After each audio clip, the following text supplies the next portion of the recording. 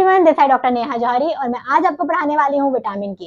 Vitamin के जो है वो एक फैट सॉल्युबल विटामिन है और ये हमारी बॉडी में एज अ कोएंजाइम फंक्शन करता है। और ये जो विटामिन है वो बहुत ज़्यादा इंपॉर्टेंट विटामिन है। इससे यूनिवर्सिटी से एक ना क्वेश्चन जरूर आता है, तो आप वीडियो को एंड तक जरूर देखिएगा, क्योंकि वीडियो के एंड में मैं आपको बताऊंगी कि यूनिवर्सिटी में किस टाइप के क्वेश्चन आते हैं और हमें कैसे लिख के आना होता है। और आप मेरे नोट्स को लिखने में अपना टाइम वेस्ट बिल्कुल मत कीजिएगा, क्योंकि मैंने इसका मॉड्यूल पहले ही प्रिपेयर करके रखा हुआ है। यदि आप मेरा मॉड्यूल को बाय करना चाहते हैं तो उसका लिंक मैं आपको डिस्क्रिप्शन बॉक्स में दे दूंगी, वहां जाके आप मेरे मॉड्यूल को बाय कर सकते हैं। तो हम स्टार्ट करते हैं आज का topic, which is on vitamin के। तो विटामिन के जो है वो एक फैट सॉल्युबल विटामिन है और ये हमारी बॉडी में एज अ कोएंजाइम फंक्शन करता है। और ये एक एंटीऑक्सीडेंट भी है, तो एक एंटीऑक्सीडेंट जैसे भी एक्ट करता है हमारे बॉडी के अंदर। अब हम इसकी केमिस्ट्री पे आ जाते हैं। तो हमने विटामिन ए और विटामिन डी के कुछ फॉर्म्स पढ़े थे, वैसे यहाँ पे विटामिन के भी 3 फॉर्म्स दिए हुए हैं।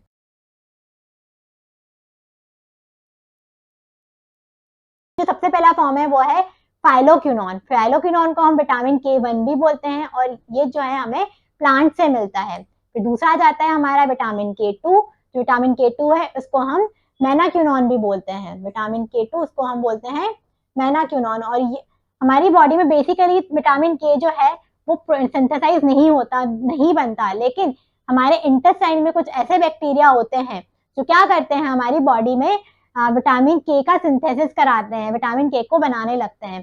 तो विटामिन के2 जो है मेनाक्विनोन, वो हमारा कहाँ प्रोड्यूस होता है, वो हमारे इंटेस्टाइन के अंदर प्रोड्यूस होता है। वहां पे कुछ जो बैक्टीरिया होते हैं वो उसका सिंथेसाइज कराते हैं। उसके बाद नेक्स्ट हो जाते हैं विटामिन के3, जिसको हम मेनाडायोन भी बोलते हैं।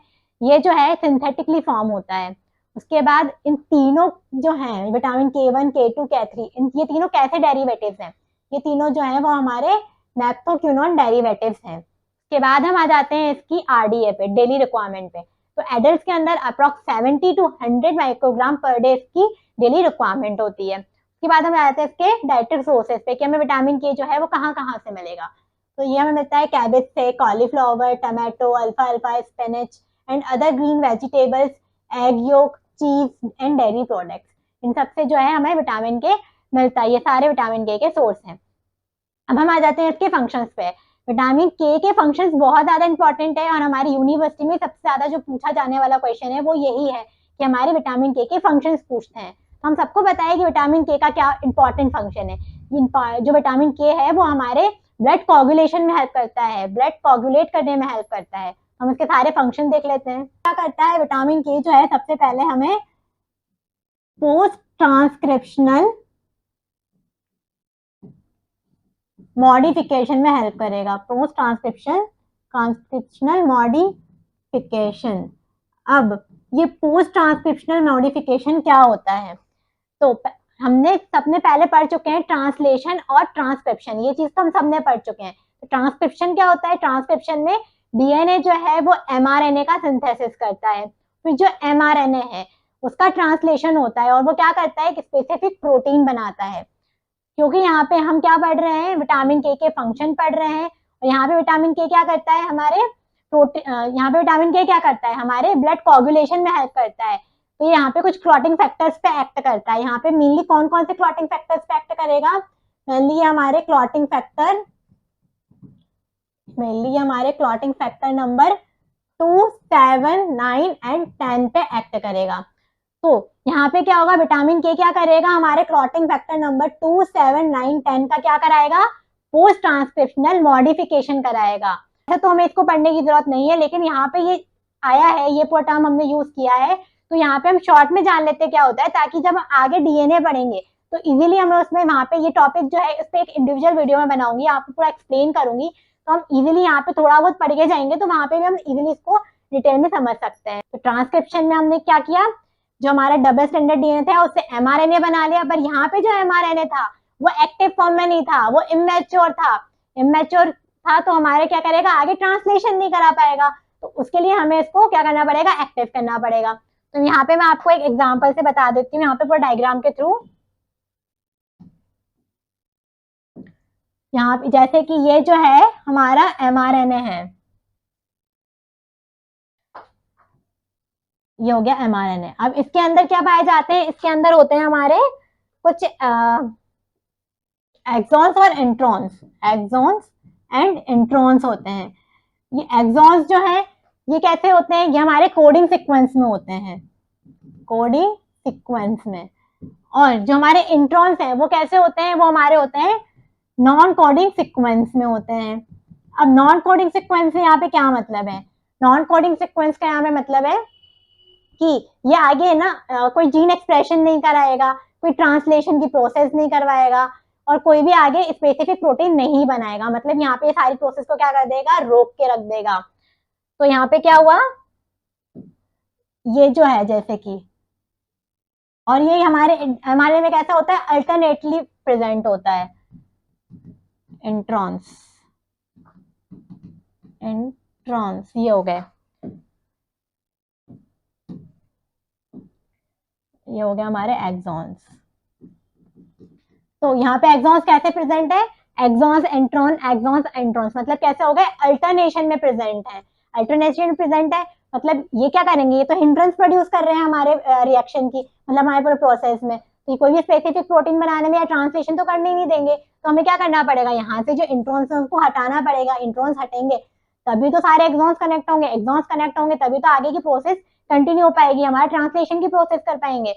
इस इमेच्योर एमआरएनए को हम क्या बोलते हैं, इसको हम बोलते हैं HNRNA, मतलब हिट्रोन्यूक्लियर आरएनए। सिर्फ इतनी बात इंपॉर्टेंट थी हमें, बाकी का जो इसका डिटेल है वो यहाँ पे मैं नहीं बता सकती, क्योंकि यहाँ पे ये पूरा एक अलग टॉपिक हो जाएगा, इसको मैं डीएनए ही बताऊंगी। पर यहाँ पे सिर्फ यहाँ वर्ड आया था कि ये जो हमारा विटामिन के है वो काय में हेल्प करता है, हमारे पोस्ट ट्रांसक्रिप्शनल मॉडिफिकेशन में हेल्प करता है। ब्लड जो हमारे क्लॉटिंग फैक्टर्स है उनका पोस्ट ट्रांसक्रिप्शनल मॉडिफिकेशन करवाता है, इसलिए मैंने आपको यहाँ पे इसके बारे में इतना बता दिया।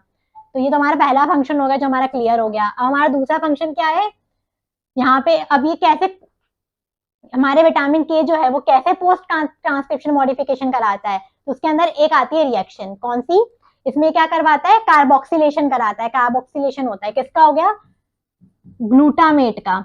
यहाँ पे जो ग्लूटामेट है वो ग्लूटामेट को ये कन्वर्ट कर देता है हमारे गामा कार्बोक्सी ग्लूटामेट में। ये प्रोसेस हो गई हमारी कार्बोक्सिलेशन की, कार्बोक्सिलेशन। तो यहाँ पे क्योंकि हम कार्बोक्सिलेशन करा रहे हैं तो यहाँ पे किसके प्रेजेंस में होगा, नॉर्मल सी बात है, अभी हम क्या पढ़ रहे हैं यहाँ पे,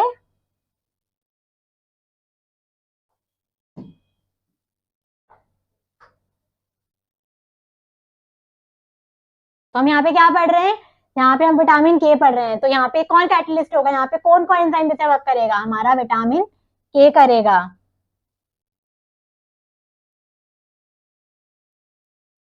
तो यहाँ पे विटामिन के हो गया। और किसकी जरूरत लगेगी, क्योंकि हम कार्बोक्सिलेशन करा रहे हैं तो यहाँ पे लगेगा हमारा कार्बन डाइऑक्साइड और ऑक्सीजन।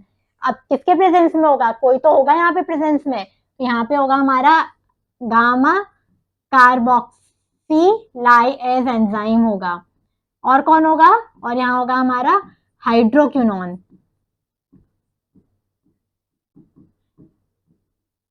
तो विटामिन के क्या करता है, कार्बोक्सिल सेकंड। तो विटामिन के का दूसरा फंक्शन क्या है, विटामिन के जो है वो कार्बोक्सिलेशन कराता है, किसकी, ग्लूटामेट को हमारे कन्वर्ट करवा देगा गामा कार्बोक्सी ग्लूटामेट में, किसके प्रेजेंस में, गामा कार्बोक्सिलेज और हाइड्रोक्विनोन की प्रेजेंस में। अब यहाँ पे जो हाइड्रोक्विनोन है वो क्या करता है, यहाँ पे जो हमारा हाइड्रोक्विनोन है वो जो हमारे यहाँ पे जो हमारा हाइड्रोक्विनोन है ये बनाता है इपॉक्साइड्स। इपॉक्साइड्स में कैसे, इनएक्टिव इपॉक्साइड्स। ठीक है, यहाँ पे कैसे इपॉक्साइड्स है, ये इनएक्टिव है। यदि हमें इन इपॉक्साइड्स को क्या करना है, एक्टिव कराना है, तो ये कौन कराएगा, ये कराता है हमारा विटामिन के रिडक्टेज एंजाइम, ये एंजाइम। अब ये जो एंजाइम है, जब हम क्लॉटिंग ब्लड कोआगुलेशन पढ़ेंगे तो वहां पे ये बार बार इस एंजाइम के बारे में आएगा, तो हम इसको यहीं से समझ सकते हैं। तो मैं एक बार आपको शॉर्ट में पूरा बता देती हूँ कि यहाँ पे, अब मैं आपको ये बताती हूँ कि हम यहाँ पे इस रिएक्शन को क्यों पढ़ रहे हैं। हमारे दिमाग में ये आ रहा होगा कि यहाँ पे इस रिएक्शन का क्या रोल है, हम क्यों पढ़ रहे हैं इसको। तो जैसा कि मैंने आपको बताया कि जो विटामिन के है वो क्या करता है, विटामिन के जो है हमारे क्लॉटिंग फैक्टर नंबर 2, 7, 9, 10 का पोस्ट ट्रांसक्रिप्शनल मॉडिफिकेशन कराता है। दूसरा जो हमारा क्लॉटिंग फैक्टर 2, 7, 9, 10 है, उसका कार्बोक्सिलेशन कराएगा, उसके अंदर ग्लूटामेट को कन्वर्ट करा देता है गामा कार्बोक्सी ग्लूटामेट में। अब ये जो गामा कार्बोक्सी ग्लूटामेट है, ये क्या करता है, ये हमारे क्लॉटिंग फैक्टर्स को नेगेटिवली चार्ज कर देता है। तो यहाँ पे मैंने कौन कौन से बताए, 2, 7, 9, 10। तो मैं एग्जाम्पल के लिए सेकंड क्लॉटिंग फैक्टर ले लेती हूँ। सेकंड क्लॉटिंग फैक्टर कौन सा होता है हमारा, प्रोथ्रोम्बिन होता है।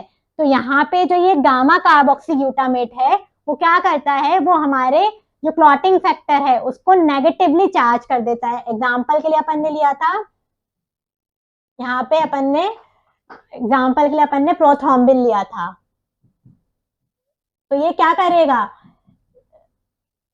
जो हमारा गामा कार्बोक्सी ग्लूटामेट है वो क्या करेगा, वो हमारे प्रोथ्रोम्बिन के ऊपर नेगेटिव चार्ज ला देगा, क्योंकि वो तो नेगेटिवली चार्ज है ही, तो वो हमारे प्रोथ्रोम्बिन को नेगेटिवली चार्ज कर देगा। अब ये नेगेटिव चार्ज हो गया तो इसकी तरफ कौन आके अट्रैक्ट हो गए, इसकी तरफ हमारा जो कैल्शियम था वो अट्रैक्ट हो गया आके, मतलब कैल्शियम जो है वो यहाँ पे आके क्या हो जाएंगे, इससे अटैच हो जाएंगे। जब कैल्शियम इससे अटैच होगा तो प्रोथ्रोम्बिन काय में कन्वर्ट हो जाएगा, थ्रोम्बिन में। और ये क्या करता है, हमारे काय में पार्टिसिपेट करता है, ब्लड कोगुलेशन में।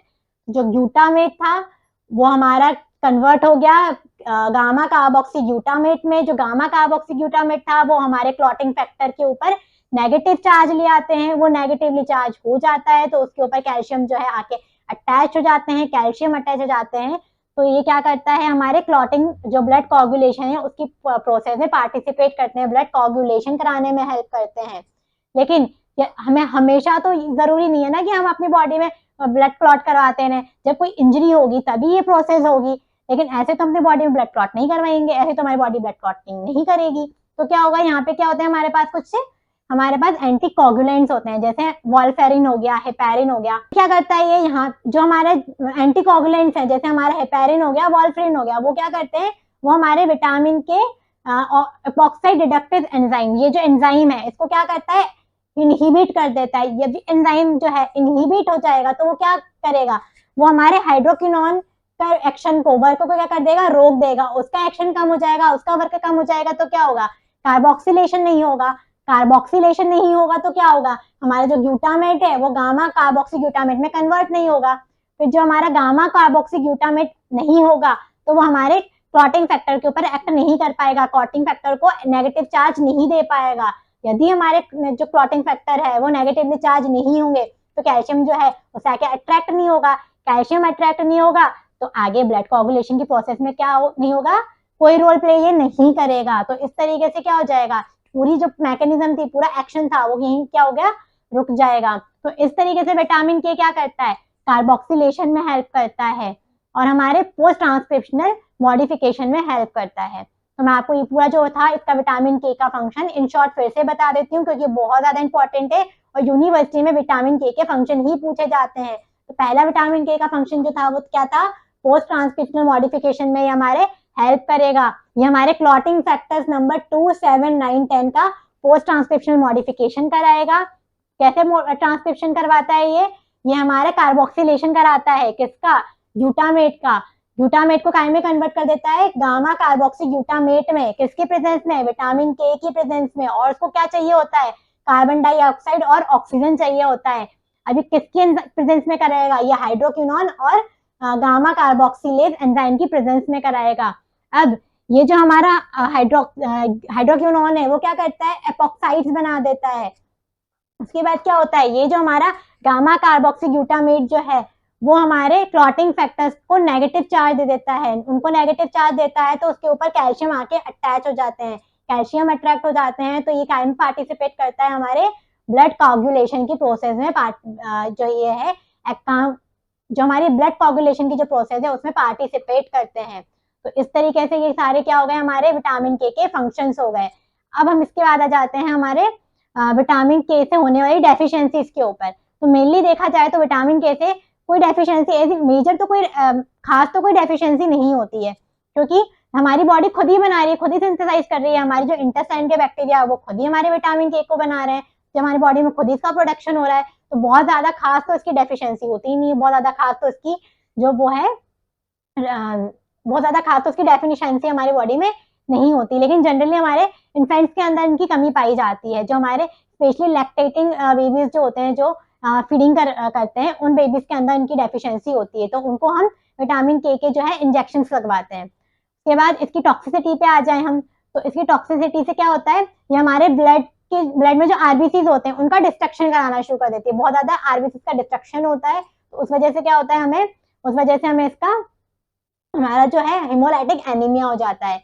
और एक चीज मैं और आपको बताना भूल गई कि यदि हमारी बॉडी में विटामिन के की डेफिशिएंसी हो जाती है, तो उस कंडीशन में क्लॉटिंग टाइम जो है वो इंक्रीज हो जाता है, क्योंकि क्लॉटिंग कौन कराता है हमारी बॉडी में, क्लॉटिंग फैक्टर्स ही कराएंगे ना। और इन क्लॉटिंग फैक्टर्स को कौन स्टिमुलेट कर रहा है, कौन रेगुलेट कर रहा है, विटामिन के ही कर रहा है। अगर विटामिन के ही नहीं होगा तो क्लॉटिंग फैक्टर्स पे इफेक्ट पड़ेगा, ब्लड कोगुलेशन नहीं होगा तो क्या होगा, क्लॉटिंग टाइम जो है वो इंक्रीज हो जाता है और ब्लीडिंग टाइम जो है वो डिक्रीज हो जाता है। तो ये क्या हो गया, इसका पूरा डेफिशिएंसी स्टेट्स हो गई।